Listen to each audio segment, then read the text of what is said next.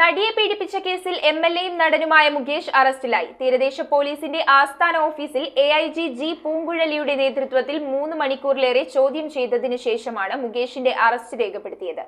നേരത്തെ എറണാകുളം സെഷൻസ് കോടതിയിൽ മുൻകൂർ ജാമ്യം എടുത്തതിനാൽ ചോദ്യം ചെയ്യലിന് ശേഷം മുകേഷിനെ ജാമ്യത്തിൽ വിട്ടയച്ചു. ബലാത്സംഗ കേസിൽ നടനും എംഎൽഎയുമായ മുകേഷിനെ പ്രത്യേക അന്വേഷണ സംഘമാണ് അറസ്റ്റ് ചെയ്തത്. രാവിലെ തീരദേശ പോലീസിന്റെ ആസ്ഥാന ഓഫീസിൽ എഐജി ജി പൂങ്കുഴലിയുടെ നേതൃത്വത്തിൽ 3 മണിക്കൂറിലേറെ ചോദ്യം ചെയ്തതിനു ശേഷമാണ് അറസ്റ്റ് രേഖപ്പെടുത്തിയത്. കേസിൽ മുകേഷ് നേരത്തെ എറണാകുളം സെഷൻസ് കോടതിയിൽ നിന്ന് മുൻകൂർ ജാമ്യം നേടിയിരുന്നു. പുറത്തിറങ്ങിയ മുകേഷ് മാധ്യമങ്ങളോട് പ്രതികരിക്കാതെയാണ് മടങ്ങിയത്. രാവിലെ അഭിഭാഷകനൊപ്പമാണ് മുകേഷ് ചോദ്യം ചെയ്യലിനെത്തിയത്.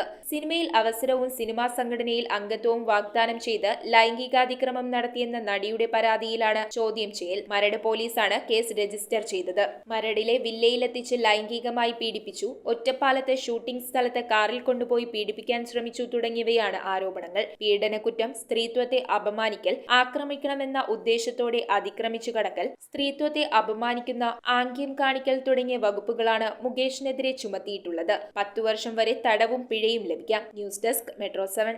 റിങ്ങുകൾ 1 ഗ്രാമിൽ തുടങ്ങുന്ന മാലകൾ, നെക്ലസുകൾ 9,000 രൂപ മുതൽ ഡയമണ്ട് നെക്ലസുകൾ 1 ലക്ഷം മുതൽ ആരംഭിക്കുന്ന വെഡിംഗ് സെറ്റുകൾ. കൂടാതെ നിങ്ങളുടെ പഴയ സ്വർണത്തിന് ഏറ്റവും ഉയർന്ന മൂല്യവും.